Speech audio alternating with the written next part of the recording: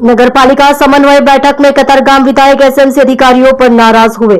विधायक विनू मोरडिया ने समन्वय बैठक में अधिकारियों की खोली पोल। कतारगाम क्षेत्र के एक आवासीय क्षेत्र में अवैध कबाड़ गोदामों के बारे में सवाल उठाए गए। विधायक उन अधिकारियों से नाराज थे जिन्होंने कहा था कि नोटिस देने के बाद फैक्ट्री को रिहायशी इलाके से हटा दिया जाएगा। आवासीय संपत्तियों को ध्वस्त करने या सील करने के दौरान कोई नोटिस नहीं दिया जाता है। लोगों को अपना सामान घर से बाहर निकालने का भी मौका नहीं दिया जाता। अवैध रूप से डंप किए गए स्क्रैप गोदामों के लिए नोटिस देने की क्या जरूरत है। विधायक ने अधिकारियों पर लगाया भ्रष्टाचार का आरोप।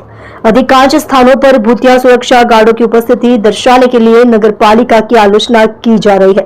वार्ड कार्यालय, उद्यान, शांति कुंज, वाचनालय आदि स्थानों पर कोई सुरक्षा गार्ड नहीं है। हालांकि पुस्तक में उनका उल्लेख है। सुरक्षा चौकियों पर बायोमेट्रिक प्रणाली शुरू करने का प्रस्ताव। एक तो कतारगाम विस्ताરની અંદર રેસિડન્ટ વિસ્તારમાં ભંગારના ગોડાઉનો અથવા તો ભંગારની દુકાનો એને તાત્કાલિક બંધ કરવી જોઈએ, એના માટેની મારી રજૂઆત હતી। અધિકારીઓને જાણ હોવા છતાં એ દુકાનો કેમ ચાલુ રાખવામાં આવી? રેસિડન્ટ વિસ્તારમાં તકલીફ પડતી હોય, એની અંદરથી આવનારા લોકો એ પોતાનું આઈડેન્ટિટી ન હોય અને આવીને મહિનો, 2 મહિના, 15 દિવસ કરીને જતા રહેતા હોય। જ્યારે એવી કોઈ ઘટના બને ત્યારે પોલીસને પણ એને શોધવામાં તકલીફ પડતી હોય છે, જેથી લઈને આને બંધ કરવા જોઈએ એ મારી રજૂઆત હતી। અને એને કીધું કે ભાઈ 7 દિવસમાં અમે નોટિસ આપીએ છીએ। નોટિસ એના માટે ભંગારની દુકાનોને નોટિસ શું આપવાની હોય? એને તાત્કાલિક એને બંધ જ કરવાના હોય, જેથી કરીને તકલીફ ન પડે।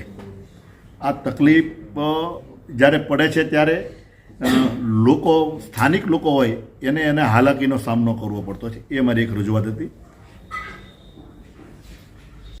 અમારે ત્યાં આગળ 5 વર્ષ પહેલાં અંદાજિત એક ઘટના એવી બની હતી કે બહારથી કોઈ આવેલા વ્યક્તિ તેના આ પ્રકારનો ધંધો કરતી હતી અને એને એક નાબાલિગ દીકરીને ફસાવીને ત્યાં લઈ ગયા હતા અને એને અહીંની સુરત પોલીસ 48 કલાકની અંદર શોધીને એ જંગલ વિસ્તારમાંથી શોધીને લાવી હતી અને ત્યારે બહુ ગંભીર રીતે એ મુદ્દો અમે એ જોયો છે। એટલે ફરીથી કોઈ એવી ઘટના ન બને અને અજાણી વ્યક્તિઓ રેસિડન્ટ વિસ્તારમાં પ્રવેશ ન કરે અને એનાથી લારીવાળા હોય એનીથી રેકી કરતા હોય છે વિસ્તારમાં। મારી તો વિનંતી એ પણ છે કે સોસાયટીની અંદર આ પ્રકારના લોકોને પ્રવેશ અંદર નહીં કરવા દેવો જોઈએ, જેથી કરીને આવી ઘટનાઓને ટાળી શકાય।